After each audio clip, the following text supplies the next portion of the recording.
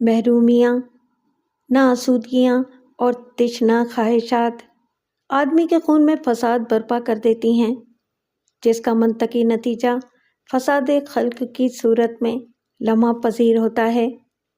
یہ کہانی بھی ایک ایسے ہی نوجوان کا فسانہ ہے جس کی روح میں محرومیوں کی دیمک لگ گئی تھی۔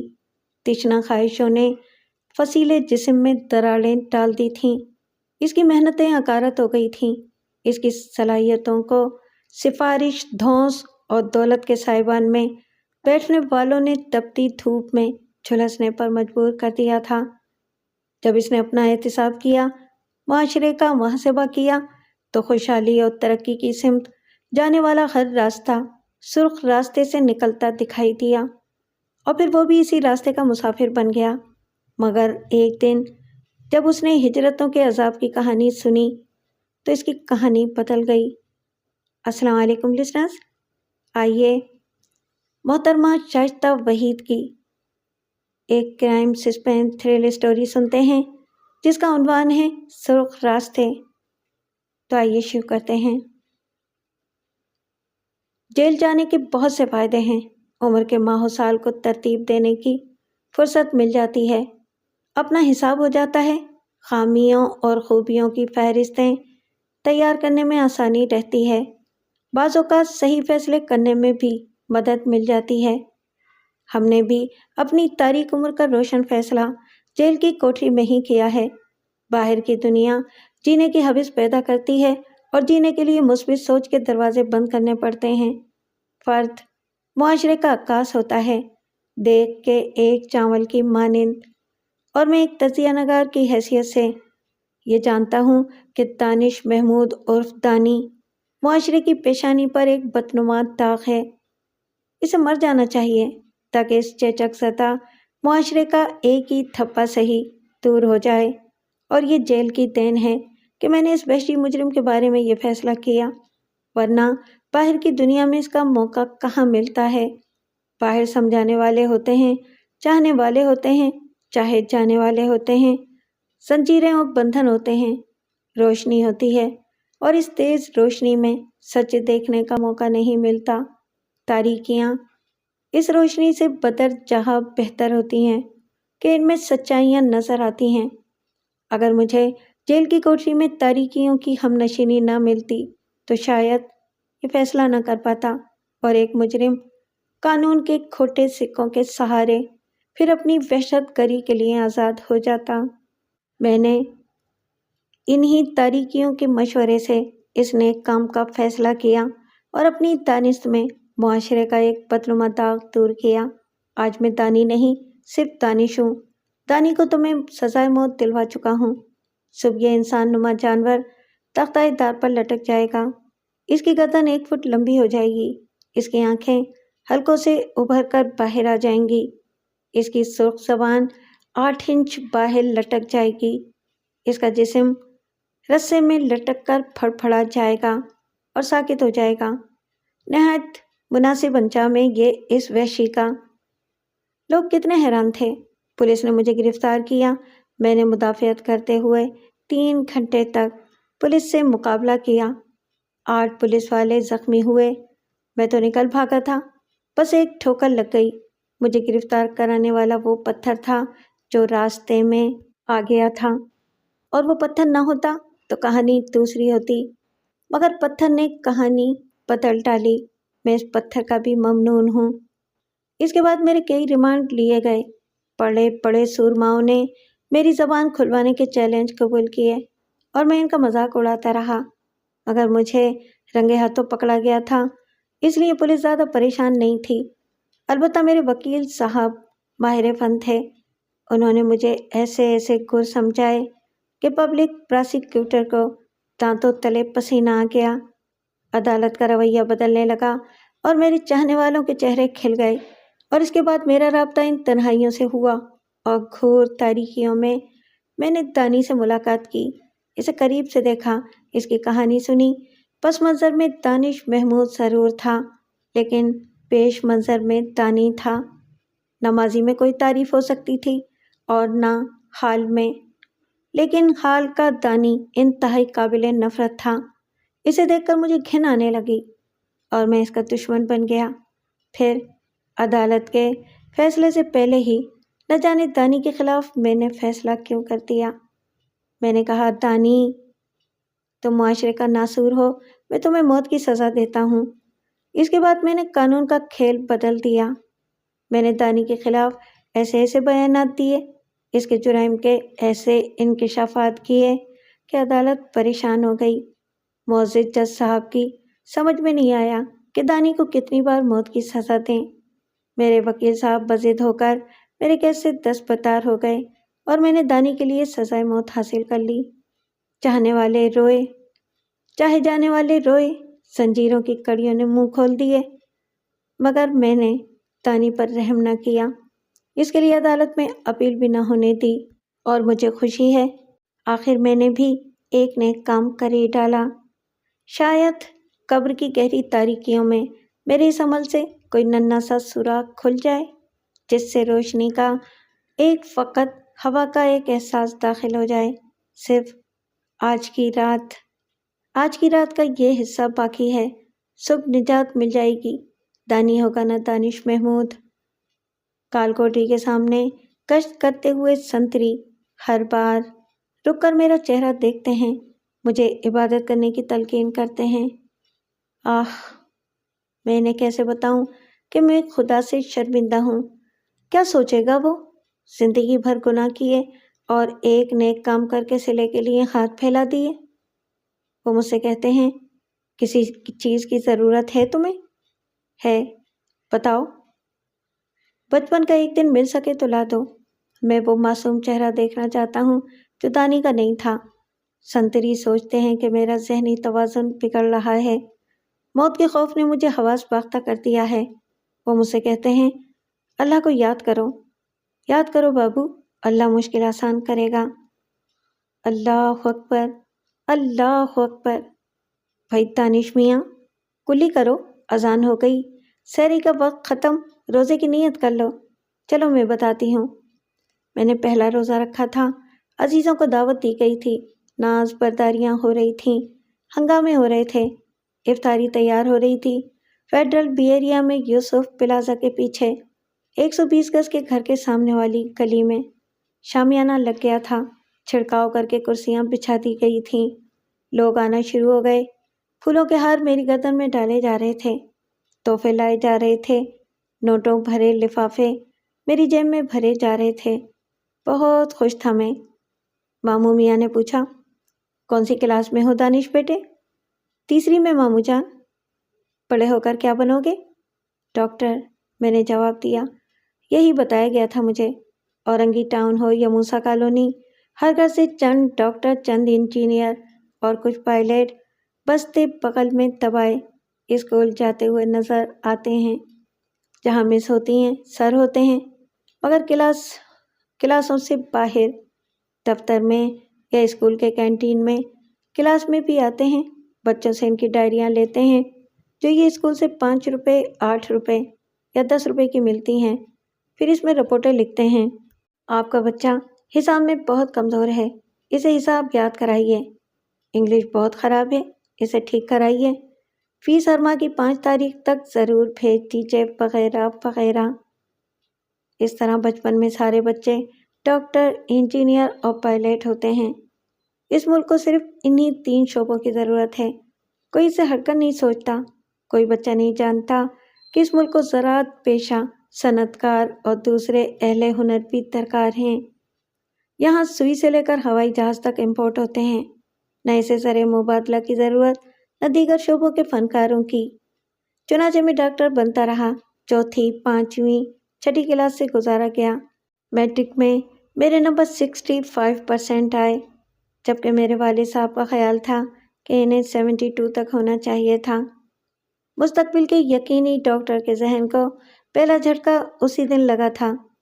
پتہ نہیں وہ اتنے دنیا ناشنا کیوں تھے۔ یہاں بھی ہوش نہ آیا۔ میرے پیپر ری چیک کرانے کی کوششوں میں مصروف ہوئے اور کئی دن کی چھٹیاں لے کر نہ جانے کہاں کہاں کے چکر لگاتے رہے۔ انٹر میں داخلے کا مسئلہ انہیں ہوش میں لایا تھا اور بادل ناخواستہ ڈاکٹر کو بینکر بنانے کا فیصلہ کیا گیا۔ وقت کافی گزر چکا تھا اور پسندیدہ کالجوں میں داخلہ ناممکن ہو گیا تھا۔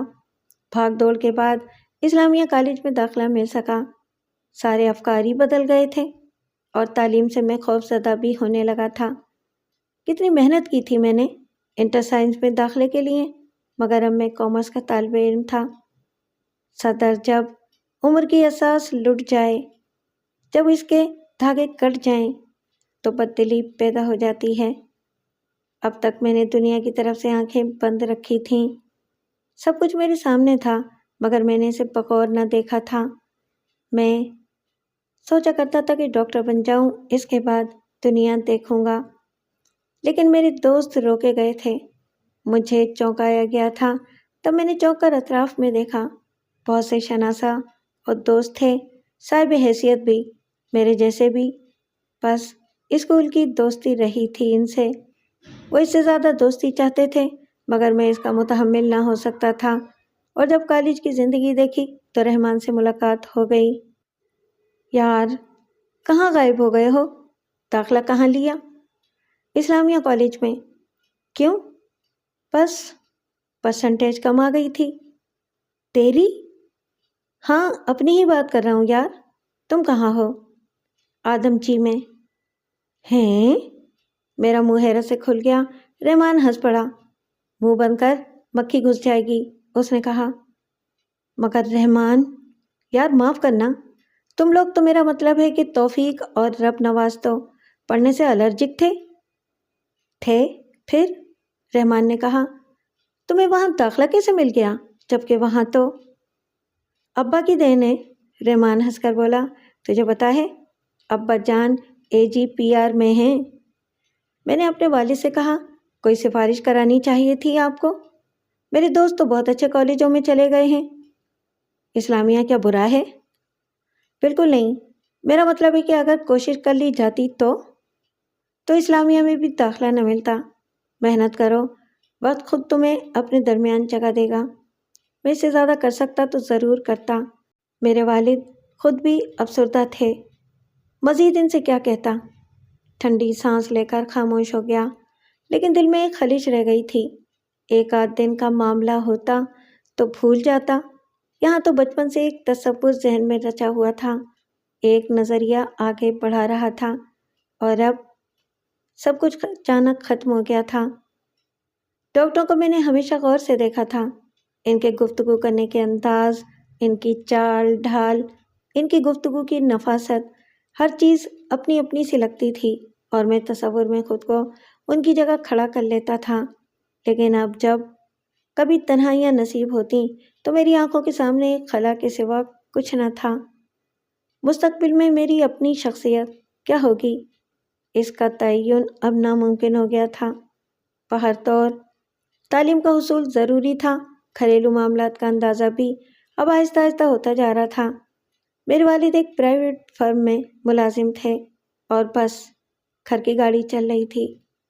بچپن ہر قسم کی سوچوں سے بے نیاز رکھتا ہے، اور ہم کبھی یہ نہیں سوچتے کہ جس گھر کی چھت کے نیچے رہ رہے ہیں، اس کے حصول کے لیے کیا کیا کچھ کرنا پڑا ہے۔ والد صاحب بیچارے کسی زمانے میں اس جگہ ایک چھوٹا سا پلاٹ خرید چکے تھے، اور اسے رفتہ رفتہ انہوں نے تعمیر کرا لیا تھا۔ اس پر کافی قرض بھی تھا، جس کی ادائیگی باقاعدگی سے ہو رہی تھی، اور اس ادائیگی کی بنا پر ہمارے باقی تمام معاملات سمٹتے رہتے تھے۔ ان میں میرا لباس بھی تھا، اور ضروریات زندگی کی اور دوسری چیزیں بھی، جو اب رفتہ رفتہ آگے بڑھتی جا رہی تھیں، لیکن جگہ جگہ رکاوٹوں کا احساس ہوتا تھا۔ مجھے ان رکاوٹوں کی پرواہ نہیں تھی۔ اگر مجھے مرضی کی تعلیم مل جاتی تو شاید میں کبھی کسی محرومی کا شکار نہ ہوتا، یا پھر محنت ہی نہ کی ہوتی، اور یہ احساس ہوتا کہ جو کیا ہے اس کا پھل ملا ہے، تو نہ پشیمانی ہوتی اور نہ محرومی کا احساس۔ بس یہ خیال رہتا کہ کاش تھوڑی سی ہمت کی جاتی۔ ایسی بات نہیں تھی۔ میں نے اپنے آپ کو بھرپور طریقے سے ایک ڈاکٹر کی حیثیت سے پیش کرنے کے لیے محنت کی تھی، لیکن میری اس محنت کو قبول نہیں کیا گیا تھا۔ کتنے دن اسی دکھ کے احساس کا شکار ہو گئے، اور اس کے بعد رفتہ رفتہ میں اس ماحول کا عادی ہو گیا۔ کالج کی زندگی ذرا مختلف تھی اسکول سے۔ یہاں کے معمولات بھی بدلے ہوئے تھے۔ دوستوں کو تو قریب آنا ہی تھا، کس کس سے فرار حاصل کیا جا سکتا تھا، لیکن تعلیمی معاملے ذرا کچھ عجیب سے تھے۔ بہت کم لڑکے تھے جو سارے پیریڈ اٹینڈ کرتے تھے۔ کبھی قائد اعظم کے مزار پر، کبھی کہیں اور ٹولیاں گشت کرتی رہتی تھیں۔ لیکن میں نے کالج کو بھی اسکول ہی سمجھا اور زیادہ تر توجہ اپنی پڑھائی پر دیتا رہا۔ میں نے پوری ہمت اور امتحان کے ساتھ اپنا یہ مشغلہ جاری رکھا۔ اکثر اسی سلسلے میں میرے دوست میرا مذاق اڑاتے رہتے تھے، خاص طور سے وسیم رانا۔ وہ میرے بہت قریب آ گیا تھا، اچھا لڑکا تھا اور مجھے بے حد پسند تھا، لیکن میری اس عادت سے نالاں کہ میں ہر پیریڈ اٹینڈ کرتا ہوں اور کبھی چھٹی نہیں کرتا۔ یار، ایک بات میں تجھے بتائے دیتا ہوں، کل تو اس بات پر افسوس کرے گا کہ بلا وجہ کلاس روم میں وقت ضائع کرتا رہا۔ وہ مسکرا کر کہتا۔ میرا خیال اس سے مختلف ہے وسیم۔ کیا خیال ہے بھائی تیرا؟ دیکھو، یہ عمارت درس گاہ ہے اور یہاں پڑھنے کے لیے ہی آنا ہوتا ہے۔ میں اس کے تقدس کو پامال کرنا مناسب نہیں سمجھتا۔ ابا جان کیا کرتے ہیں؟ وسیم رانا نے مذاق اڑاتے ہوئے کہا۔ وہ بھی محنت کرتے ہیں۔ خوب خوب، اس کا مطلب ہے کہ محنت کشوں کا خاندان ہے۔ بہرحال تو اچھا آدمی ہے، ہم تو مشورہ ہی دے سکتے ہیں، باقی تیری مرضی۔ وسیم رانا کے ساتھ ایک پورا گروپ تھا جو مختلف تفریحات میں مشغول رہتا تھا۔ میں بھی کبھی کبھی ان کے ساتھ ہو جاتا۔ ظاہر ہے سب سے کٹ کر تو نہیں رہا جا سکتا تھا، لیکن بس یہ واجبی ہی سا معاملہ ہوتا تھا۔ میں نے عزم کیا تھا کہ جس شعبے سے وابستہ ہوں اس میں اچھی پوزیشن حاصل کر لوں گا۔ سال گزر گیا، پتہ نہ چلا امتحانات کا دور آ گیا اور اس کے بعد فرسٹ ایئر کے امتحانات ہو گئے۔ کچھ دن کے لیے معمولات سے فرصت ملی اور میں انتظار کرنے لگا۔ اب میرے مستقبل پر کوئی گفتگو نہیں ہوتی تھی۔ نہ جانے والد صاحب کے ذہن میں کیا تھا۔ بظاہر انہوں نے اس بات کا اظہار نہیں کیا تھا کہ ان کے خواب بھی چکنا چور ہو گئے ہیں، لیکن اندازہ ہوتا تھا کہ اب وہ اس گرم جوشی سے میری تعلیم پر گفتگو نہیں کرتے۔ پھر ہمارا رزلٹ آ گیا۔ میں نے سارے پیپر کلیئر کر لیے تھے، لیکن جب مارک شیٹ ملی تو اسے دیکھ کر میری آنکھوں میں تاریکی پھیل گئی تھی۔ والد صاحب نے خصوصی طور پر مارک شیٹ مجھ سے طلب کی تھی اور میرے نمبر دیکھنے لگے۔ ان کے ہونٹ سکڑ گئے تھے۔ کیا خیال ہے تمہارا؟ یہاں بھی تمہارے ساتھ ناانصافی ہوئی ہے؟ جی یقیناً، میں نے سرد لہجے میں جواب دیا۔ تو پھر بیٹے، اس کے بعد شاید تمہارے لیے کوئی بھی کچھ نہ کر سکے۔ سارا وطن ہی تمہارا دشمن ہو گیا ہے، تو تمہیں اس دشمنی سے کون بچا سکتا ہے؟ آپ کیا کہنا چاہتے ہیں؟ میں نے سوال کیا۔ بھائی، میں 1 سال تک جس اذیت سے گزرتا رہا ہوں، اس احساس کے ساتھ کہ تمہارے ساتھ ناانصافی ہوئی، مگر یہ مارک شیٹ دیکھ کر مجھے یہ اندازہ ہوتا ہے کہ پہلے بھی یہی سب کچھ ہوا ہوگا۔ ہم نے تمہارے بارے میں غلط اندازے قائم کیے تھے اور خود تم نے بھی اپنے بارے میں۔ میرے تن بدن میں آگ لگ گئی تھی، لیکن کیا کہتا اور کس سے کہتا؟ کس طرح کوشش کرتا؟ مارک شیٹ وسیم رانا کی بھی آ گئی تھی اور اس گروپ کے دوسرے افراد کی بھی۔ میں نے ان لوگوں کی مارک شیٹ دیکھی اور مجھے چکر آ گیا۔ بہترین نمبروں سے پاس ہوئے تھے، حالانکہ جو کچھ انہوں نے کیا تھا وہ میں جانتا تھا اور مجھے اچھی طرح علم تھا کہ انہوں نے پڑھائی پر کوئی خاص توجہ نہیں دی ہے، لیکن میں نے ان سے ان کی کامیابی کا راز بھی نہیں پوچھا تھا۔ یہ راز مجھے رحمان بتا چکا تھا، جسے آدم جی سائنس کالج میں داخلہ ملا تھا، اور یہاں سے وہ ذہنی جھٹکا جس نے ایک ڈاکٹر کا راستہ روکا تھا ذرا دوسری شکل اختیار کرنے لگا، لیکن صرف اس حد تک کہ اب پڑھائی کی طرف میری زیادہ توجہ نہیں تھی۔ وسیم رانا نے کہا، اگر ہماری بات مان لیتے تو شاید تمہارے لیے بھی کچھ ہو جاتا۔ دراصل ایک خاص طریقہ کار ہے، رول نمبر دینا پڑتے ہیں اور اس کے ساتھ ساتھ کچھ نذرانہ بھی۔ کام بن جاتا ہے اور جگہ تلاش کر لینا کون سا مشکل کام ہے۔ میرا خیال ہے اگر تمہیں عقل آ جائے تو اب بھی اپنے آپ کو سنبھال لو، ورنہ تمہاری مرضی، کون روک سکتا ہے تمہیں؟ وسیم رانا ہی کا کہنا درست تھا اور میں نے مسکراتے ہوئے شرمندگی کا اظہار کیا۔ اور کہا، تم ٹھیک کہتے ہو رانا، درحقیقت مجھے تمہاری بات مان لینا چاہیے تھی۔ خیر خیر، کوئی ایسی خاص بات نہیں ہے، آگے صورتحال سنبھال لیں گے، رانا نے کہا، اور اس کے بعد میری اور اس کی دوستی پکی ہو گئی۔ اس پکی دوستی کے حساب میں، بلکہ اس کی خوشی میں، اس نے میرے سامنے پہلا پروگرام پیش کیا۔ آج کا موسم ہمیں دعوت دے رہا ہے کہ سیدھے ساحل سمندر پر چلیں اور وہاں وقت گزاریں۔ کالج کی عمارت میں بیٹھ کر اس موسم کے ساتھ زیادتی نہیں کی جا سکتی۔ میں نے بھی مسکراتے ہوئے گردن خم کر دی تھی۔ وسیم، رانا، میں، فیروز اور ناصر، ہم 4 افراد باہر نکل آئے۔ رانا نے اپنی جیب سے چابی نکالی اور کافی فاصلے پر کھڑی ہوئی ایک کار کی جانب بڑھ گیا۔ پیلے رنگ کی یہ خوبصورت کار بہت شاندار تھی۔ میں نے رشک بھری نگاہوں سے رانا کو دیکھا۔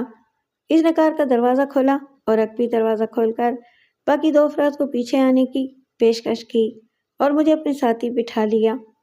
میں نے مروب ہو کر کہا، تم بہت اچھی ڈرائیونگ کرتے ہو رانا، اور یہ کار بھی بہت خوبصورت ہے۔ اس نے کوئی جواب نہیں دیا تھا۔ کچھ دیر کے بعد ہم کلفٹن پہنچ گئے۔ یہاں تقریباً 2-2:30 بجے تک خوب تفریح کی گئی۔ رانا نے کار اوپری حصے میں کھڑی کر دی تھی۔ پھر جب سمندر سے لطف اندوز ہو کر ہم وہاں سے پلٹے تو میرے ذہن میں ایک مجرمانہ سا احساس تھا۔ والدین کو بتائے بغیر میں نے یہ دن اپنی پسند کے مطابق گزارا تھا، لیکن پھر وہی احساس ذہن پر ابھر آیا۔ ہر چیز میں کوئی نہ کوئی رکاوٹ، ہر بات میں رکاوٹ، ہر چیز میں حکم ماننا بے معنی سی بات ہے۔ نہیں، یہ مناسب نہیں ہوگا۔ کیا ضرورت ہے گھر میں تفصیلات بتانے کی؟ رانا نے نیلے رنگ کی اس بڑی گاڑی کا دروازہ کھولا تو میں نے منہ پھاڑ کر اسے دیکھا، اور رانا مجھے حیران دیکھ کر بولا، کیوں، کیا ہوا؟ کیا بات ہے؟ ہم لوگ اس گاڑی میں تو نہیں آئے تھے۔ ارے بیٹھو یار، وقت ضائع مت کرو۔ اس نے میرے شانے پر ہاتھ رکھ کر مجھے کار میں دھکیل دیا اور اندر بیٹھ کر کار اسٹارٹ کر دی۔ یار کیا قصہ ہے یہ؟ میں نے پریشان لہجے میں پوچھا۔ بھائی کو قصہ سناؤ۔ رانا بھی ہنسنے لگا۔ جانے عزیز، سڑک پر کھڑی ہوئی ہر گاڑی اپنی ملکیت ہے، جس گاڑی میں سیر کرنا چاہو تو بتا دو، فیروز نے کہا۔ تو وہ پہلی گاڑی بھی تمہاری نہیں تھی؟ میں نے حیرانی سے کہا۔ یہ چابی دیکھ رہے ہو؟ یہ جادو کی ہے، اور ہر گاڑی میں پہلے چابی لگانا پڑتی ہے۔ گاڑی کسی کی بھی ہو، چابی اپنی ہونی چاہیے۔ رانا نے اگنیشن میں لگی چابی کی طرف اشارہ کیا اور میں اس کا مقصد سمجھ گیا۔ میرے بدن میں سرد لہریں توڑنے لگیں۔ رانا کار چور ہے، اور میں اس وقت چوری کی کار میں سفر کر رہا ہوں۔ اگر اس عالم میں پکڑے جائیں تو؟ مجھے خوف محسوس ہونے لگا۔ رانا بے خوفی سے کار چلا رہا تھا، اسے بالکل پرواہ نہیں تھی۔ صدر میں اس نے گاڑی پارک کی اور ہم ایک ہوٹل میں داخل ہو گئے۔ وہاں کھانا کھایا اور میں نے گھڑی دیکھتے ہوئے کہا، یار رانا، دیر ہو گئی ہے، گھر والے پریشان ہو رہے ہوں گے۔ رانا ہنسنے لگا۔ روشن خان اور فیروز بھی ہنسنے لگے۔ یار یہ تو لڑکیوں سے زیادہ گھبراتا ہے، رانا نے کہا۔ او بھائی شریف ہے، یا تو زنانہ کپڑے پہنا کر اور یا پھر مردوں کی سی باتیں کیا کر۔ جانے تو یار اسے، مگر آئندہ خیال رکھنا، گھر والوں کو بتا دینا کہ اب تم جوان ہو گئے ہو۔ گھر اور باہر کے ماحول میں کتنا فرق تھا۔ ایک رانا تھا، زندگی سے بھرپور، ایک سے ایک شاندار لباس پہننے والا، بے خوف، بے جگر، کوئی پرواہ نہیں تھی۔ اسے مضبوط سہارے حاصل تھے۔ ایک ہمارے فرسودہ والد صاحب ہیں، نیکیوں کے بندے، دنیا سے دور، کسی سے تعلقات ہی نہیں، گھر، دفتر، رشتہ دار، شادی، بیاہ بعد میں۔ کل ہوکس بے چلنا ہے، رانا نے کہا۔ رانا پڑھنا نہیں ہے؟ امتحانوں میں کتنے دن رہ گئے ہیں؟ پڑھے گا؟ رانا نے مجھے گھورتے ہوئے کہا۔ یار کچھ تو دیکھنا ہوگا، تو کبھی بندہ نہیں بن سکتا۔ اب تو مایوس ہو گیا ہوں میں تجھ سے، دیکھ دوستی ختم ہو جائے گی۔ برا مان گیا، میں نے خوش آمدانہ انداز میں کہا۔ رانا ایک شاندار گاڑی لایا تھا۔ ہم ہوکس بے پہنچ گئے۔ آسمان بادلوں سے ڈھکا ہوا تھا۔ بہت سی ٹولیاں ساحل پر نہا رہی تھیں۔ ہم بھی چہلے کرنے لگے۔ رانا اور روشن خان دور نکل گئے تھے۔ فیروز نے کہا، گاڑی چلانا آتی ہے؟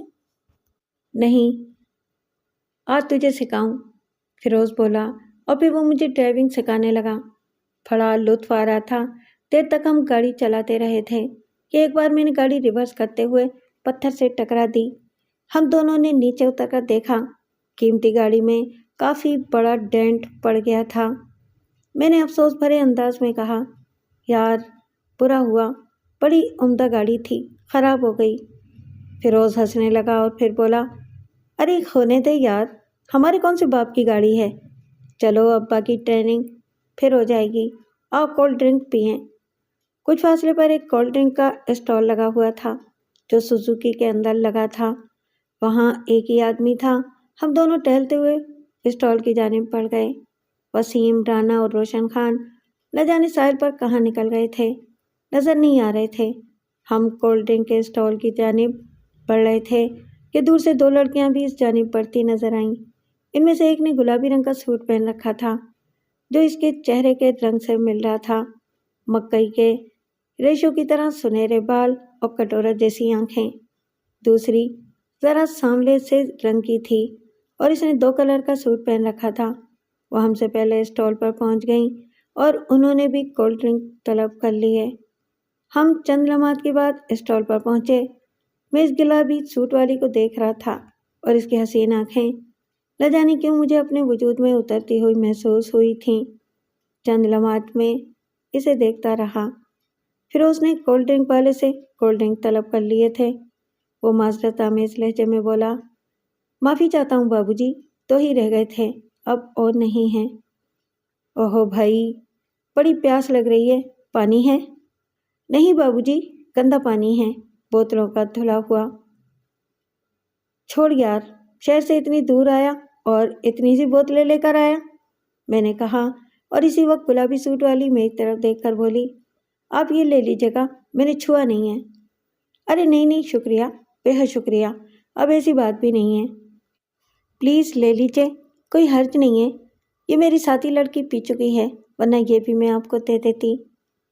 آپ کا اتنا کہہ دینا ہی کافی ہے، یہ آپ کا حق ہے۔ آؤ فیروز، میں نے واپس پلٹتے ہوئے کہا تو گلابی سوٹ والی لڑکی 2 قدم آگے بڑھائی۔ دیکھیے، اگر آپ نے یہ نہ لیا تو میں اسے زمین پر بہا دوں گی۔ میں نے چونک کر حیرت سے اسے دیکھا۔ نہ جانے کیوں اس کے الفاظ دل میں اترتے ہوئے محسوس ہوئے تھے۔ میں نے پھیکی سی مسکراہٹ کے ساتھ کہا، یہ اخلاق آپ کو مہنگا پڑ جائے گا خاتون۔ میں بتاؤں بابو جی، آپ لوگ آدھا آدھا لے لیجیے، یہ گلاس ہے میرے پاس، کولڈ ڈرنک والے نے ایک خالی گلاس ہمارے سامنے کرتے ہوئے کہا، اور گلابی سوٹ والی لڑکی ہنس پڑی۔ میں نے اپنا گلاس اس کے سامنے کر دیا تو اس نے اپنی بوتل میں سے آدھی کولڈ ڈرنک میرے گلاس میں الٹ دیا۔ میں نے فیروز سے پوچھا تو وہ کہنے لگا، نہیں یار، تم پی لو، میری قسمت میں ہوتا تو وہ خاتون مجھے بھی پیش کر دیتی۔ دوسری لڑکی جلدی سے بولی، آپ اگر چاہیں تو یہ لے لیجیے، دراصل میں اسے تھوڑا سا پی چکی تھی۔ نہیں شکریہ، فیروز بولا، اور میں نے آدھا گلاس پی لیا۔ میں نے پیسے دینا چاہے تو گلابی سوٹ والی بولی، یہ کیا بات ہوئی؟ آپ کے خیال میں نے اس لیے پیشکش کی تھی؟ نہیں پلیز دیکھیے، یہ نہ کیجیے گا، مجھے دکھ ہوگا۔ میں ایک گہری سانس لے کر چند قدم پیچھے ہٹ گیا۔ دل تو چاہا کہ اس سے تعارف حاصل کروں، لیکن ذرا عجیب سا لگا۔ البتہ واپسی میں فیروز مسکرا رہا تھا، کہنے لگا، یار بونگا ہی ہے تو، بالکل احمق آدمی، ابے تعارف حاصل کرنا چاہیے تھا اس سے زیادہ وہ بیچاری کیا کہتی، الوؤں کی طرح کولڈ ڈرنک ڈکارا اور واپس پلٹ پڑے۔ بس تو بکواس مت کر، میں نے کہا، لیکن دل چاہ رہا تھا کہ پلٹ کر اسے دیکھوں، نہ جانے کون تھی۔ ایسے اچھے اخلاق کمی نظر آتے ہیں، لڑکیاں خود کو لیے دیے رہتی ہیں۔ اس نے واقعی بڑی انسانیت کا ثبوت دیا تھا۔ ہم کافی دور نکل آئے۔ لڑکیاں ظاہر ہے اپنے ساتھیوں میں چلی گئی ہوں گی۔ تھوڑے فاصلے پر ہم نے چند لوگوں کو دیکھا اور پھر اچانک ہی فیروز کے منہ سے نکلا، اوہو، شاید رانا کا کوئی پھڈا ہو گیا ہے، آؤ ذرا دیکھیں۔ ہم تیزی سے وہاں پہنچے تو 3-4 لڑکے رانا اور روشن خان سے لڑ رہے تھے۔ تھوڑے فاصلے پر 2-3 لڑکیاں تھیں۔ میں نے ٹپٹ کر پوچھا، کیا بات ہے؟ کیا ہو رہا ہے یہ بدماشی دکھا رہے ہیں، لڑکیوں کو چھیڑ رہے تھے، ہم نے منع کیا تو اب ہم سے لڑنے لگے ہیں۔ بدماشی دکھاؤں تجھے؟ وسیم رانا نے اس لڑکے سے کہا جس نے یہ الفاظ کہے تھے۔ ارے جا بھائی جا، اپنا کام کر، خواہ ایسی جگہوں پر بھی تم لوگ آ جاتے ہو، وہ لڑکا بولا، اور رانا نے اپنے لباس سے پستول نکال لیا۔ پستول دیکھ کر ان لڑکوں کے ہوش اڑ گئے تھے۔ کیا خیال ہے اب؟ رانا نے کہا۔ چھوڑو جانے دو بھائی، جا بھائی تو جا، تو بھی جا بھائی، چل اپنا کام کر، میں نے اس لڑکے کو دھکیلتے ہوئے کہا۔ اس کے ساتھیوں کے رنگ پہلے ہی پھیکے پڑ گئے تھے۔ رانا انہیں گھورتا رہا، پھر اس نے پستول جیب میں رکھ لیا اور برا سا منہ بنا کر بولا، آؤ یار واپس چلتے ہیں، سالوں نے مونڈی خراب کر دیا، آؤ ورنہ ان میں سے ایک آدھ مارا جائے گا میرے ہاتھوں۔ میں نے بھی موقع غنیمت ہی سمجھا، رانا بھی تیز دماغ آدمی تھا، اگر گولی چلا دیتا تو لینے کے دینے پڑ جاتے۔ میں اسے لے کر وہاں سے پلٹ پڑا۔ فیروز اور روشن خان بھی میرے ساتھ تھے۔ وہ لڑکیاں جنہیں یہ لوگ چھیڑ رہے تھے تیزی سے آگے بڑھ گئی تھیں۔ کیا قصہ تھا؟ یار تفریح کرنے آئے ہیں، یہاں کوئی تصویر پڑھنے تو نہیں آئے؟ بس ذرا ایسے ہی دل کو بھا گئی تھی، سارا مونڈ چوپٹ کر دیا، چلو واپس چلتے ہیں۔ یہ ہوتا ہے تقدیر کا معاملہ۔ انصاف سے خاتون ٹکرا گئی تھیں، یہ شریف خاموشی سے کولڈ ڈرنک پی کر واپس چلے آئے۔ کیا ہوا تھا؟ روشن خان نے دلچسپی سے پوچھا اور فیروز نے اسے پورا واقعہ بتایا۔ کہاں ہے یار؟ چلو بات کرتے ہیں ان سے۔ ابے دانش، تجھے کسی باقاعدہ ادارے میں داخل کرانا پڑے گا جہاں دماغ ٹھیک کیے جاتے ہوں۔ تو واقعی گدھا ہے، بالکل گدھا۔ کہاں ہیں وہ دونوں؟ بیکار باتیں مت کرو یار، شریف ذاتیاں تھیں، چلی گئیں، اب ان کا پیچھا کرنا اچھی بات نہیں ہے، اسی لیے تو لوگ کسی کو منہ نہیں لگاتے۔ میں نے کہا، واپس چلو بس اس وقت، ورنہ ان سالوں کی شامت آ جائے گی۔ میں نے بڑی مشکل سے اپنے آپ پر قابو پایا۔ ہم لوگ اپنی گاڑی کے قریب پہنچے تو رانا نے پچھلا ڈینٹ دیکھتے ہوئے کہا، یہ کیا ہوا؟ بھائی شریف الدین نے پتھر سے ٹکرا دی، جہنم میں جائے گی سرخ گاڑی، وہ اسٹیٹ کار، چلو اس کی طرف چلتے ہیں۔ اس نے اشارہ کیا اور چند لمحات کے بعد ہم اسٹیٹ کار میں بیٹھے اڑے چلے جا رہے تھے۔ رانا ڈرائیونگ کر رہا تھا۔ میں نے مسکراتے ہوئے کہا، اب ان بیچاروں کی شامت آ جائے گی جو شہر سے اتنی دور اس کار میں آئے ہیں، واپس کیسے جائیں گے؟ بکواس مت کرو، جہنم میں جائیں سارے کے سارے۔ ابے یار، تم لوگوں نے مجھے روک دیا، ورنہ اس بڑھ بڑھ کر بولنے والے کی تو میں کم سے کم دونوں ٹانگیں توڑ دیتا۔ فساد بڑھ جاتا یار، بیکار تھا، اچھا ہوا، اس بار روشن خان نے کہا، اور ہم لوگ بالآخر ہاکس بے سے گل بائے پہنچ گئے۔ رانا نے یہاں سرخ کار چھوڑ دی تھی اور اس کے بعد ایک ٹیکسی میں بیٹھ کر ہم شہر آ گئے تھے۔ وہ گلابی لباس والی مجھے کئی دن تک یاد آتی رہی، اس کا نرم اور شگفتہ لہجہ، حسین انداز دل کو بھا گیا تھا۔ نہ جانے کیا تصور قائم کیا ہوگا اس نے میرے لیے اپنے دل میں۔ یہ پہلا چرخہ تھا جو دل کو لگا تھا۔ بہرحال زندگی کے معمولات جاری رہے۔ رانا، روشن خان اور فیروز زندگی سے بھرپور تھے۔ کالج سے انہیں کوئی دلچسپی نہیں تھی، مجھے بھی لیکچر دیتے رہتے تھے، اور سچی بات یہ کہ پچھلی بار جو لکھنا پڑھنا ہوا تھا اب اس کا کوئی وجود نہیں تھا۔ کبھی گھر میں کتابیں کھول کر دیکھ لیں سو دیکھ لیں، ورنہ کالج میں تو پڑھائی لکھائی کا کوئی تصور ہی ذہن میں نہیں آتا تھا۔ ویسے بھی وسیم رانا کو اچھی نگاہوں سے نہیں دیکھا جاتا تھا۔ ہم 4 آدمیوں کی ایک ٹیم سی بن گئی تھی اور اساتذہ بھی اس ٹیم سے الجھنے سے بچتے تھے، یہاں تک کہ امتحانات کا وقت آ گیا۔ ہمارا سینٹر ایک ہی تھا اور وسیم رانا نے مسکرا کر گردن ہلائی تھی، لیکن اب مجھ پر امتحانات کا بھوت سوار ہونے لگا تھا۔ میں نے رانا سے کہا، یار پڑھا لکھا تو کچھ بھی نہیں ہے، پرچے کیسے دیں گے؟ کتابیں بھی نہیں ہیں تمہارے پاس؟ اس نے کھرائے ہوئے لہجے میں پوچھا۔ مطلب کیا ہے؟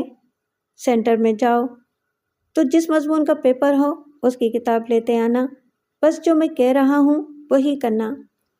رانا کی بات ماننا پڑی تھی۔ کتاب لے کر پہنچ گیا۔ ویسے بھی نقل تو ہوا کرتی تھی، لیکن اس کے بھی کچھ آداب ہوا کرتے تھے۔ رانا میرے پاس ہی بیٹھا ہوا تھا۔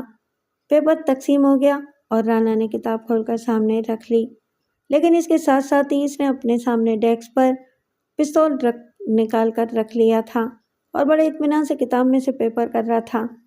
مجھے بھی اس نے یہی حکم دیا اور میں گردن جھکا کر پیپر کرنے میں مصروف ہو گیا۔ نگراں ہمارے پاس سے گزرا، ٹھٹکا، پستول دیکھا اور اس کے بعد گردن موڑ کر آگے بڑھ گیا۔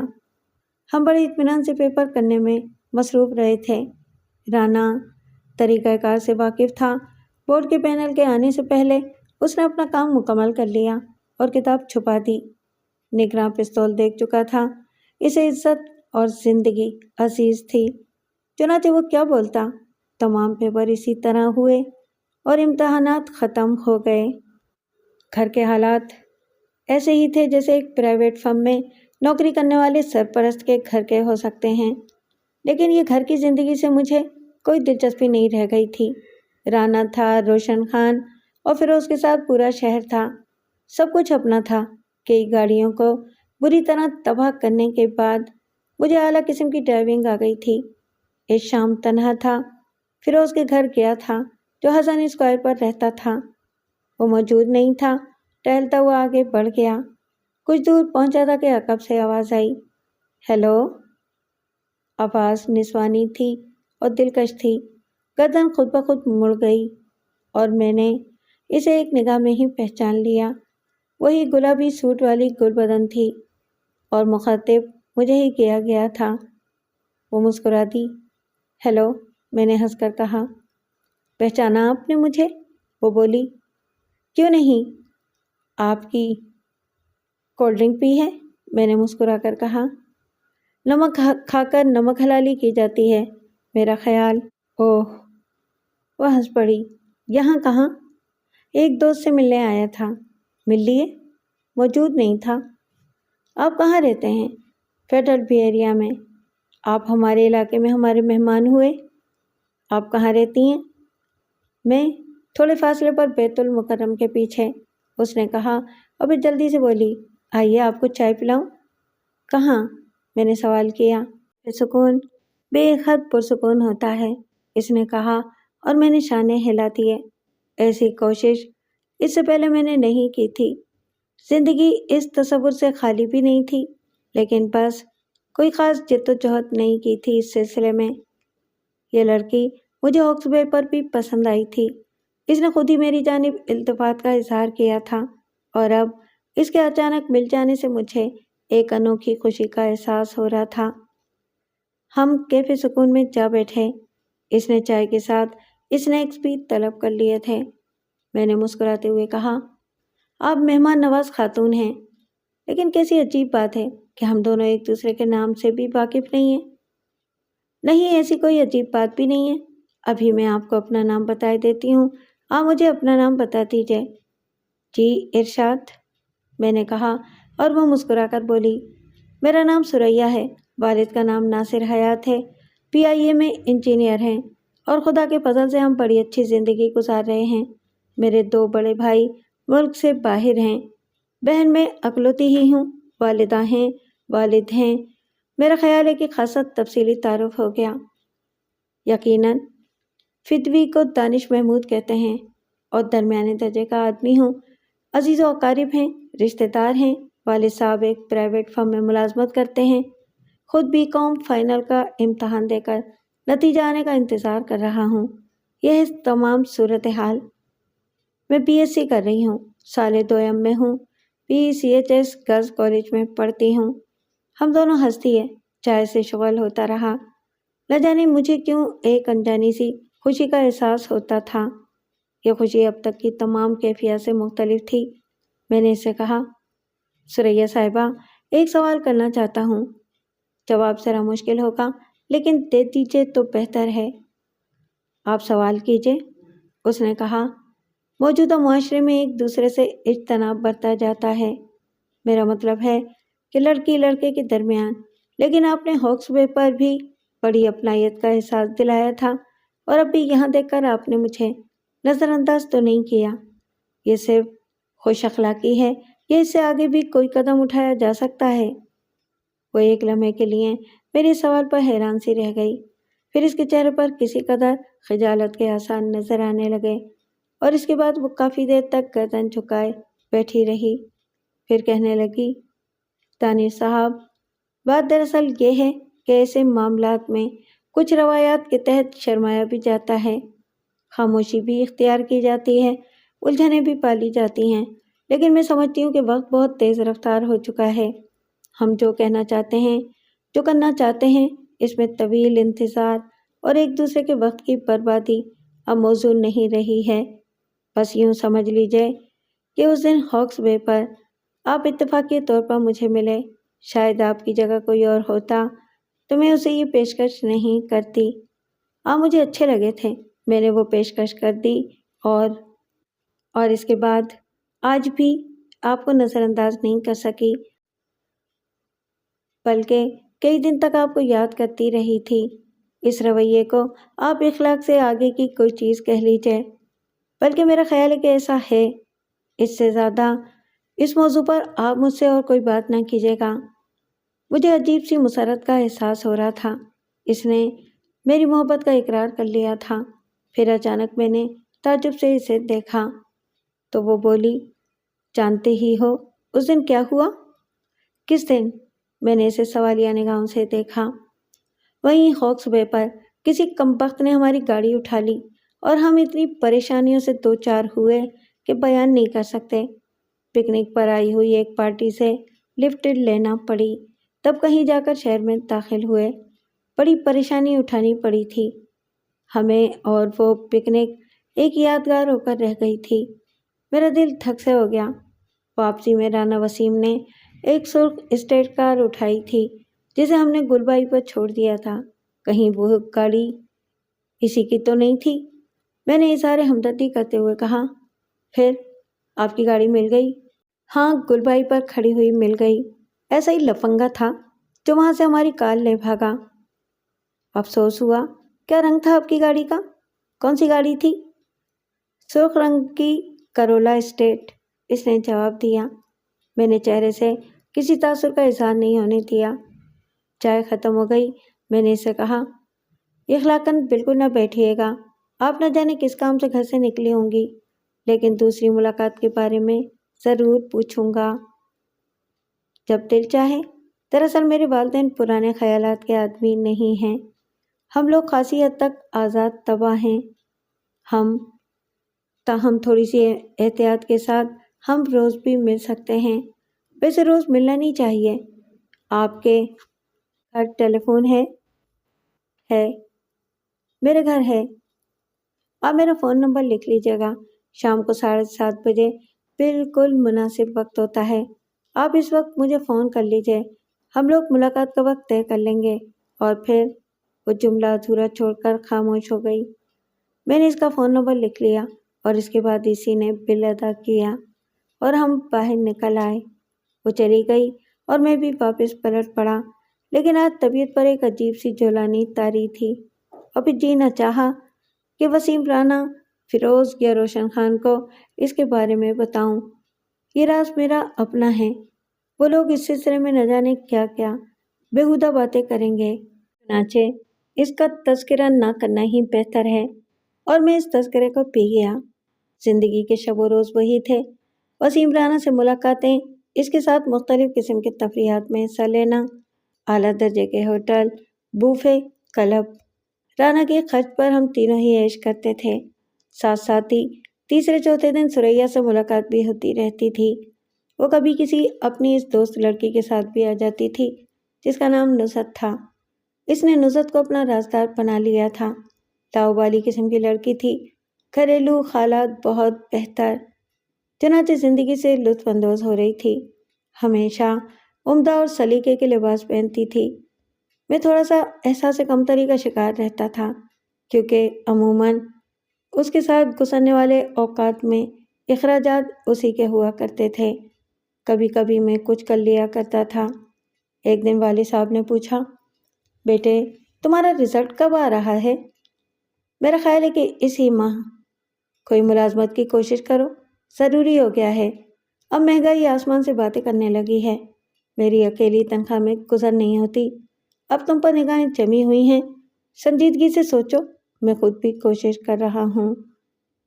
ایک روز وسیم سے ملازمت کا تذکرہ کیا تو وہ مجھے دیکھنے لگا اور بولا، بڑے بروقت تم نے یہ بات کی ہے، میرا ہاتھ بھی ذرا تنگ ہوتا جا رہا ہے، مگر ملازمت کرو گے؟ تو پھر؟ میں نے سوال کیا۔ کاروبار کر رہے ہیں، روشن خان اور فیروز بھی تیار ہیں، تم سے اور بات کرنی تھی۔ کاروبار؟ میں نے سوال کیا۔ ہاں، پہلے چھوٹے موٹے اور اس کے بعد بڑے۔ تمہارے گھر والے یہی چاہتے ہیں نا کہ تم پیسہ کماؤ۔ ہم کیا مر گئے ہیں؟ کسی کی خدمت کرو گے کیا جا کر؟ کلرکی کرو گے دفتروں میں؟ کاروبار کیا کرنا ہے یہ مجھ پر چھوڑ دو، جو کچھ میں بتاؤں اس پر عمل کرتے رہو۔ اور پھر وسیم رانا کے بتائے ہوئے پلان پر ہم نے پہلا عمل کیا۔ باقاعدہ منصوبہ بنایا گیا، موٹر سائیکلیں حاصل کی گئیں۔ وسیم رانا کے پاس پستول موجود تھا۔ میں اور وہ چہرے پر کپڑا باندھ کر ایک پیٹرول پمپ پر اس وقت پہنچے جب چاروں طرف ہو کا عالم طاری تھا۔ پیٹرول پمپ کے کیشیئر کی کنپٹی پر پستول رکھ کر وسیم رانا نے اس کے بستے میں سے ساری رقم نکال لی۔ عقب سے ایک آدمی نے حملہ آور ہونے کی کوشش کی تو میں نے اس کی ناک پر گھوسا مار کر اسے لمبا لٹا دیا اور وسیم رانا نے اس کے پاؤں پر گولی چلا دی۔ باقی لوگ سہم گئے۔ روشن خان اور فیروز ریزرو میں تھے۔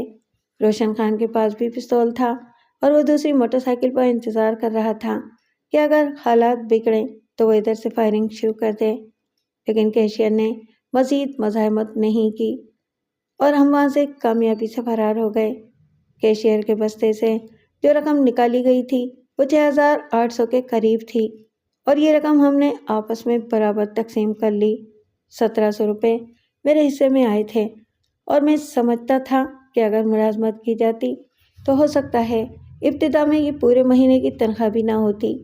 دوسرے دن کے اخبارات میں ہم نے پیٹرول پمپ کی اس ڈکیتی کی خبر پڑی تھی۔ دونوں موٹر سائیکلیں چوری کی تھیں، چنانچہ نمبر نوٹ کیے جانے کا بھی خطرہ نہیں تھا۔ مجھے یہ کاروبار خاصا اچھا محسوس ہو رہا تھا۔ بات یہیں تک نہیں رہی، دوسرے ہی ہفتے ہم نے دوسری واردات بھی کی۔ ایک شادی ہال کے قریب ایک ایسے جوڑے کو ہم نے پکڑ لیا جس میں عورت بہترین زیورات پہنے ہوئے تھی۔ پستول کے بل پر ہم نے اس کے سارے زیورات اتروا لیے۔ مرد کے سر پر پستول کا دستہ مار کر اسے زخمی کر دیا گیا تھا اور پھر ہم ان دونوں کو چھوڑ کر فرار ہو گئے۔ زیورات کی فروخت کی ذمہ داری وسیم رانا نے اپنے سر لے لی تھی۔ تقریباً 3 یا 4 دن کے بعد اس نے 4,500 روپے میرے حوالے کر دیے۔ یہ ہماری دوسری کوشش تھی اور اس سلسلے میں ہم لوگوں کا حجاب کھلتا چلا گیا۔ منصوبے بنائے جاتے تھے اور میری پہلے ہی مہینے کی آمدنی تقریباً 13,000 روپے تھی۔ پھر اس کے علاوہ اور کچھ کرنے کی ضرورت ہی کیا تھی؟ البتہ گھر والوں کو ذرا مطمئن کرنا ضروری تھا۔ میں نے اپنے والد کو بتایا کہ میرے کچھ دوست اعلیٰ قسم کی کمپنیوں میں اشیاء سپلائی کرتے ہیں اور انہوں نے مجھے بھی ورکنگ پارٹنر بنا لیا ہے۔ چنانچہ اس ماہ کی آمدنی 3,500 روپے ہوئی ہے۔ والد صاحب تو خوشی سے اچھل پڑے تھے اور اس بات سے متفق ہو گئے تھے کہ اگر یہ کام جاری رہے تو پھر ملازمت کرنے کی کیا ضرورت ہے، اور یوں مجھے تقویت مل گئی۔ وسیم رانا بہترین ساتھی تھا۔ ہم منصوبے پر عمل کرتے رہے، 2-3 بار شدید خطرات سے بھی دوچار ہونا پڑا، لیکن اس کے بغیر تو گاڑی چل ہی نہیں سکتی تھی۔ چنانچہ ہم یہ گاڑی چلاتے رہے۔ میں نے اب تک ان لوگوں کو سریا کے بارے میں نہیں بتایا تھا جس سے میری برابر ملاقاتیں ہوتی تھیں۔ سریا کا مزاج بعد میں کچھ عجیب سا ثابت ہوا تھا۔ کبھی تو وہ میرے لیے دیوانی نظر آتی تھی اور کبھی ایسے بن جاتی تھی جیسے بالکل انجان ہو۔ اب میں تحائف بھی دینے لگا تھا اور ہوٹلوں وغیرہ میں اخراجات بھی میں ہی ادا کیا کرتا تھا، لیکن اس پر گھر سے کافی پابندیاں تھیں اور وہ زیادہ وقت مجھے کبھی دے نہیں پاتی تھی۔ ہمارے درمیان بہت سے عہد و پیما بھی ہوئے تھے اور اس نے مجھ سے شادی کا وعدہ لے لیا تھا، یوں زندگی ایک نیا رخ اختیار کر چکی تھی۔ BCom کا رزلٹ بھی آ چکا تھا اور در حقیقت وسیم رانا کے کہنے کے مطابق میں بہترین طریقے سے کامیاب ہوا تھا۔ گویا زندگی کے صحیح راستے پا لیے تھے میں نے۔ اس وقت میرا یہی خیال تھا۔ میں نہیں جانتا تھا کہ دانش محمود جو اب دوستوں میں دانی کہلاتا تھا، آگ کے راستوں پر آگے بڑھ رہا ہے۔ یہ لہو رنگ راستے اسے کہاں لیے جا رہے ہیں، وہ ان کے بارے میں نہیں جانتا تھا۔ سرخ راستے، دلکش و چمکدار، لیکن جو ایسی تاریکیوں میں ڈوب جاتے ہیں جہاں سے آنسو اور آہوں کا غبار بلند ہوتا رہتا ہے، اور یہی مقافات عمر کی منزل ہوتی ہے۔ ہمارا حجاب کھل چکا تھا، ہم سب ذہین تھے اور بڑی ذہانت سے اپنا کام کرتے تھے۔ اپنے بارے میں اخبارات میں خبریں پڑھتے تو دل خوشی سے اچھلنے لگتا تھا۔ پولیس کے فرشتوں کو بھی اندازہ نہیں ہو سکا تھا کہ کون یہ وارداتیں کر رہا ہے۔ پھر ایک دن ہمارے سردار وسیم رانا نے ایک میٹنگ کی اور کہا، اب ذرا یہ کارروائیاں تک کرنی پڑیں گی۔ پولیس اس سلسلے میں بہت زیادہ مستعد ہو گئی ہے۔ تم لوگ سڑکوں پر دیکھ رہے ہوگے، لیکن ہمارا کاروبار اب رک نہیں سکتا۔ الیکشن آ گئے ہیں اور اب ہمیں ایک پارٹی کے لیے کام کرنا ہے۔ یوں سمجھ لو میں نے کانٹریکٹ کر لیا ہے۔ تم لوگ کام کے لیے تیار ہو؟ ہمیں تمام وسائل مہیا کر دیے جائیں گے۔ وسیم رانا سے بھلا انحراف کیوں کر ممکن تھا؟ کام شروع ہو گیا۔ ہمیں ایک پجیرو دے دی گئی اور اس پجیرو کے ذریعے ہم نے ایک الیکشن کیمپ پر بھاری ہتھیاروں سے فائرنگ کی اور وہاں سے نکل بھاگے۔ دوسرے دن اخبارات سے پتہ چلا کہ اس فائرنگ میں 3 نوجوان جاں بحق ہوئے اور تقریباً 7 زخمی۔ کافی لیدیں ہوئی تھی۔ پجیرو کے بارے میں معلومات حاصل کی جا رہی تھیں، لیکن یہ ذمہ داری ہماری نہیں تھی۔ ہم نے کام سر انجام دینے کے بعد پجیرو وہیں پہنچا دی تھی جہاں سے اسے لائے تھے، اور ہتھیار بھی وہیں محفوظ ہو گئے تھے۔ الیکشن کے دوران ہمیں تقریباً 5 بار مختلف طریقوں سے ایسے کارنامے سر انجام دینے پڑے۔ دانی کا دل سیاہ ہو چکا تھا۔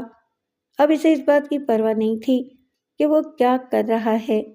در حقیقت اپنے ساتھیوں میں اسے سب سے زیادہ دلیر اور پھرتیلا تسلیم کر لیا گیا تھا، اور اس کے نتیجے میں اس کے بینک بیلنس میں جو اضافہ ہو رہا تھا وہ ناقابل یقین تھا۔ صرف الیکشن کے دوران میں 1,60,000 روپے کمائے تھے، اور یہ سب میرے خفیہ اکاؤنٹ میں محفوظ تھے۔ گھر میں وہی کہانی دہراتا رہتا تھا اور تھوڑی بہت رقم دے دیا کرتا تھا۔ بنیادی طور پر میرے کام سے میرے والدین کی ناواقفیت بھی غلط تھی۔ کم از کم میرے والد پر یہ فرض عائد ہوتا تھا کہ وہ کبھی یہ معلوم کرنے کی کوشش تو کرتے کہ میں اپنی ذات پر جو کچھ خرچ کر رہا ہوں، جو شاندار لباس اور شاندار اشیاء میں گھر میں لاتا ہوں، وہ کہاں سے آ رہی ہیں۔ میرا کاروبار کن لوگوں کے ساتھ ہے، لیکن بعض اوقات تجربے کار لوگ بھی ایسی بنیادی چیزوں کو نظر انداز کرتے ہیں۔ مجھ سے کبھی اس سلسلے میں باز پرس نہیں کی گئی اور میرا کام جاری رہا۔ گھر میں بھی اچھی خاصی رقم دینے لگا تھا۔ چنانچہ اب دوسرے مرحلے کا آغاز ہوا، یعنی میری شادی کے بارے میں سوچا جانے لگا۔ اس سلسلے میں البتہ میں سنجیدہ تھا۔ زندگی میں پہلی بار اس موضوع پر سوچا تھا، اور سریا کے علاوہ اور کسی نام کا تصور بھی نہیں کر سکتا تھا۔ میرا اپنا بینک بیلنس اتنا تھا کہ اگر والدین شادی کے بارے میں آخری فیصلہ کر لیتے تو مجھے اس میں کوئی دقت نہیں ہوتی۔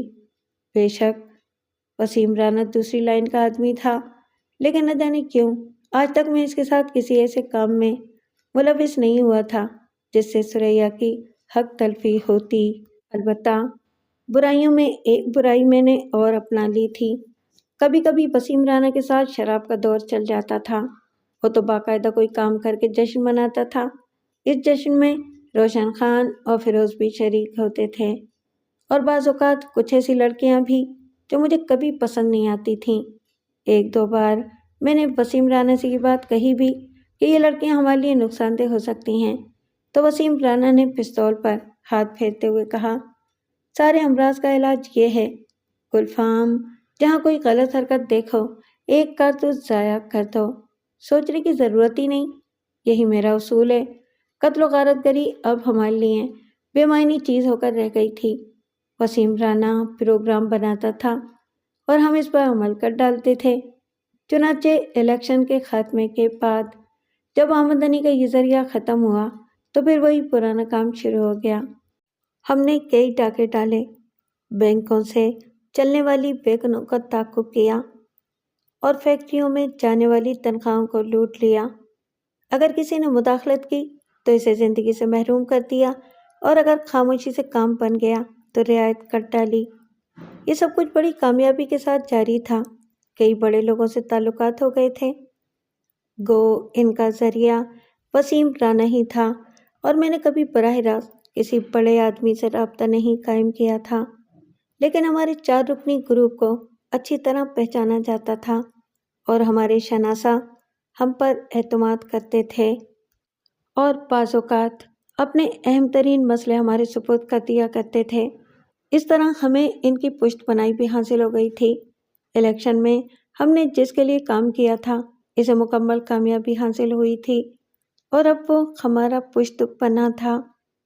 ہر وقت تو کسی کے سر پر کوئی نہیں بیٹھ سکتا، اپنی روزی خود ہی کمانا پڑتی ہے، لیکن اگر کبھی پھنس جانے کے امکانات ہوتے تو یہ لوگ ہمارے بہترین پشت پناہ ثابت ہوتے تھے، اور اس طرح ایک اعتماد پیدا ہوا تھا۔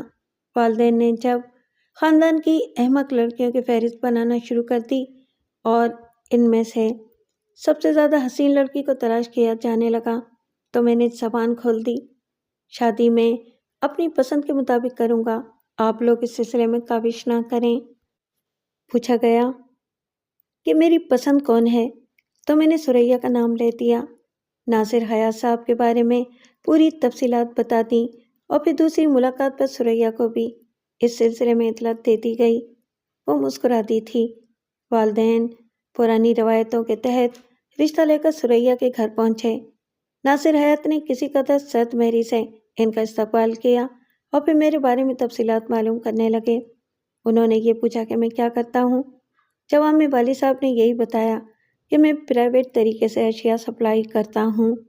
ناصر حیات صاحب نے ان جگہوں کے بارے میں تفصیلات معلوم کی جہاں میں کام کرتا تھا، میری آمدنی اور میرے دفتر کے بارے میں پوچھا، اور اس کے بعد اسی وقت یہ بات کہی کہ میرا مستقبل ابھی ڈانو ڈول ہے، کوئی باقاعدہ ملازمت ہوتی تو غور کیا جا سکتا تھا۔ انہوں نے والد صاحب سے کہا کہ صاحبزادے سے کہیں کہ کوئی باقاعدہ ملازمت اختیار کریں، اس کے بعد شادی کے بارے میں سوچیں۔ والد صاحب خاموش ہو گئے۔ مجھے اطلاع ملی تو میں نے اس سلسلے میں ثریا سے رابطہ قائم کیا۔ ثریا نے آہستہ سے کہا، دانش، ان کا کہنا غلط تو نہیں ہے، مجھے بھی اطلاع ملی تھی اور میں نے اس سلسلے میں اپنی والدہ سے بات کی تھی۔ میرا اور تمہارا معاملہ بالکل مختلف ہے۔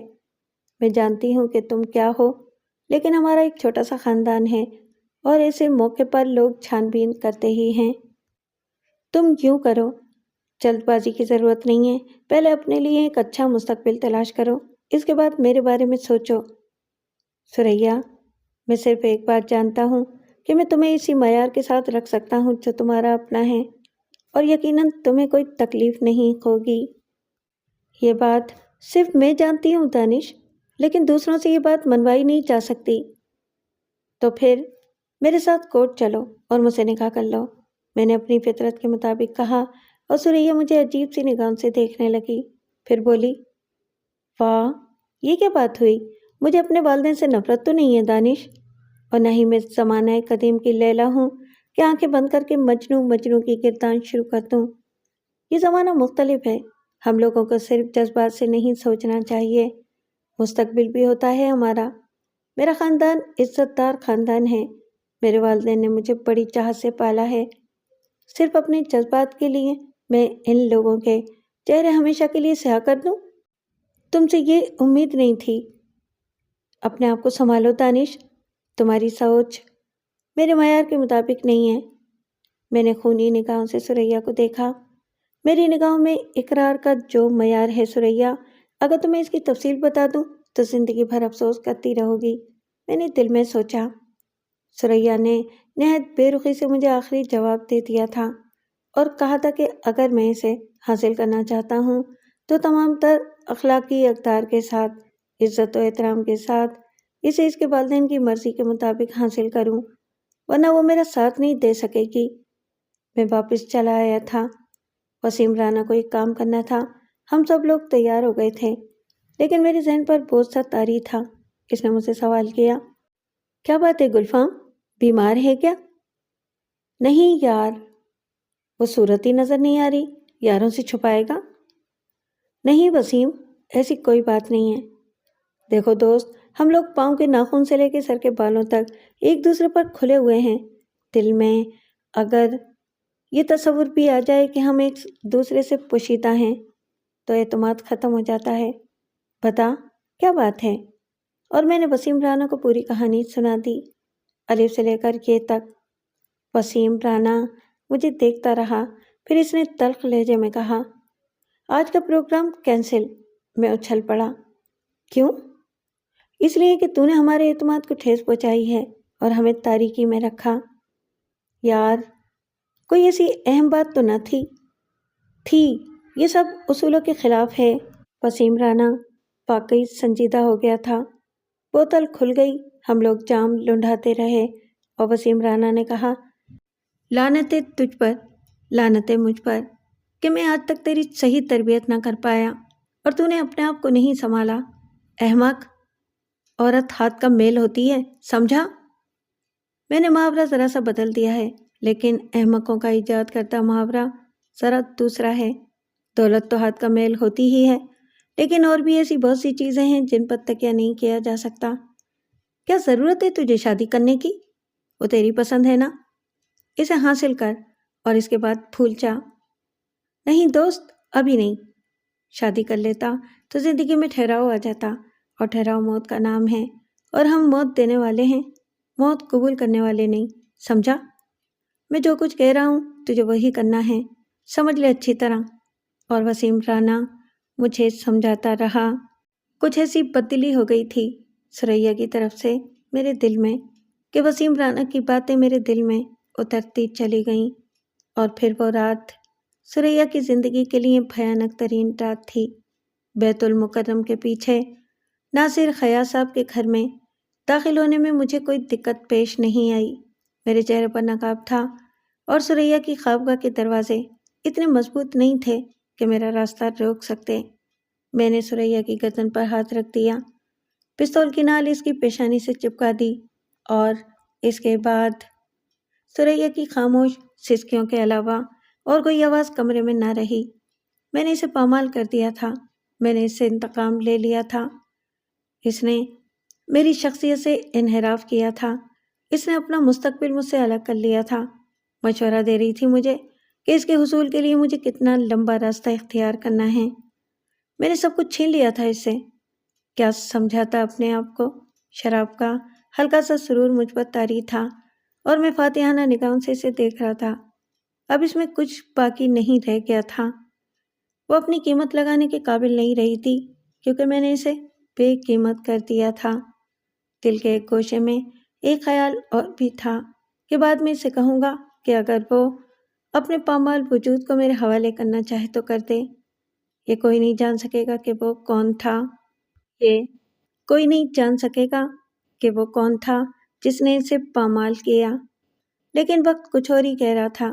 ثریا نے پتہ نہیں کس شبے کے تحت یا غصے کے عالم میں میری نقاب میرے چہرے سے گھسیٹ لی، اور اس کے بعد جو تاثر، جو احساس اس کے چہرے پر اترا، اسے کوئی مصور نقش نہیں کر سکتا، کوئی ادیب الفاظ کا جامہ نہیں دے سکتا، کوئی شاعر اس تصور کو الفاظ میں تخلیق نہیں کر سکتا۔ وہ صرف دیکھنے کی چیز تھی، مگر میں اس وقت دوسری نگاہوں سے اسے دیکھ رہا تھا۔ ثریا نے اڑاتے ہوئے لہجے میں کہا، بد کردار، بد چلن، ذلیل کتے، یہ ہے تیری اصل تصویر۔ اور اس کے بعد ہم اپنے تجربے کار والدین سے انحراف کرتے ہیں۔ میرے والد نے مجھ سے کہا تھا، خدا کی قسم، میرے والد نے مجھ سے کہا تھا کہ تو انہیں اچھا آدمی نہیں لگتا۔ دانش، تو نے جو کچھ کیا ہے اس کے نتیجے میں موت تیرے لیے بہت کم ہے۔ میں تجھے موت سے بھی بدتر کوئی سزا دینا چاہتی ہوں، اور یقین کر میں اس میں کامیاب ہو جاؤں گی۔ یقین کر تو اس میں کامیاب نہیں ہوگی، میں نے گھبرائی ہوئی آواز میں کہا۔ ثریا کی کمزور گردن میرے ہاتھ کے شکنجے میں تھی اور اس کا چہرہ بھیانک ہوتا جا رہا تھا۔ وہ بکواس کر رہی تھی، وہ مجھے سزا دے گی، دانی کو، جس کے نام سے بڑے بڑے لوگ کانپنے لگتے تھے۔ میں نے اسے زندگی سے محروم کر دیا۔ اب اتنا احمق نہیں تھا کہ اس عالم میں اپنے بچاؤ کی ترکیبیں نہ سوچتا۔ وسیم رانا نے مجھے پوری طرح تربیت دیتی تھی، چنانچہ اپنی موجودگی کے ہر نشان کو مٹا کر میں وہاں سے چلا آیا۔ سچ ہی کہتا تھا وسیم رانا، اپنا مقصد حاصل کرو اور گزرے وقت کو بھول جاؤ۔ سو میں سریا کو بھی بھول گیا۔ بعد میں کیا ہوا یہ بات مجھ تک نہیں پہنچی تھی، اور اب میرے دل میں کوئی احساس بھی نہیں رہا تھا۔ اپنی محرومی تو میں نے خود اپنے ہاتھوں سے ختم کر دی تھی۔ اب کسی دکھ کے احساس کا کیا سوال تھا؟ والدین کو شادی سے ٹالنا کوئی مشکل کام نہیں تھا۔ پتہ نہیں انہیں سریا کی موت کا علم ہوا بھی یا نہیں۔ اخبارات تو خبریں چھاپتے ہی رہتے ہیں، کوئی ایک آدھ خبر ہو تو اس پر توجہ دی جائے۔ ہماری زندگی پھر اسی طرح رواں تواں ہو گئی۔ دانی آگ اور خون کے کھیل کھیلتا رہا۔ وسیم رانا، روشن خان اور فیروز اس کے ساتھ تھے۔ انسانی زندگی ہم سب کی نگاہوں میں بے وقت تھی۔ ہم بڑے آرام سے کسی بھی انسان کو موت کے گھاٹ اتار دیتے تھے۔ اخباروں میں اس کی کہانیاں چھپتی تھیں، اس کے لواحقین کے غم انگیز چہرے تصویروں میں نظر آتے تھے، مگر ہم انہیں اجنبی نگاہوں سے دیکھتے تھے۔ سارے کام جاری تھے۔ جوؤں کے اڈے پر ہم ہزاروں روپے کا جوا کھیل ڈالتے تھے۔ کئی بار ایسی جگہوں پر جھگڑا بھی ہوا اور ہم نے جو کچھ کیا وہ بالکل غیر انسانی ہوتا تھا۔ چنانچہ ہماری دہشت بھی بیٹھ چکی تھی، لیکن کوئی ابھی تک ہمیں ہماری اصل حیثیت سے شناخت نہیں کر سکتا تھا۔ مگر ہر کام کی انتہا ہوتی ہے، ہر چیز کا ایک اختتام ہے، اور بالآخر ہمارا اختتام بھی قریب آ پہنچا۔ ایک منصوبہ بنایا تھا وسیم رانا نے، اور اس منصوبے کے تحت ہمیں کام کرنا تھا۔ ہم مطلوبہ جگہ پہنچ گئے اور نہایت خوش اسلوبی سے ہم نے اپنا کام کیا، لیکن جیسے ہی ہم کام کر کے باہر نکلے، ایک پولیس موبائل ہمارے سامنے آ گئی۔ عقب سے لوگوں کی چیخنے کی آوازیں آ رہی تھیں۔ ہم نے پھرتی سے اپنی کار کی جانب رخ کیا، لیکن پولیس نے صورتحال دیکھ کر فائرنگ شروع کر دی تھی۔ وسیم رانا کار میں بیٹھ نہ سکا اور اس کے جسم میں 4 گولیاں لگیں۔ وہ زمین پر گر کر تڑپنے لگا۔ فیروز اور روشن خان نے جوابی فائرنگ شروع کر دی، اور میں نے پھرتی سے نیچے اتر کر گولیوں کی بارش میں وسیم رانا کے زخمی جسم کو اٹھا کر کار میں ٹھوسنے کی کوشش کی، لیکن دوسری طرف سے ہونے والی فائرنگ اس قدر شدید ہو گئی کہ میرے ہاتھوں میں تھامے ہوئے وسیم رانا کے جسم میں مزید گولیاں اتر گئیں اور وہ بے جان ہو گیا۔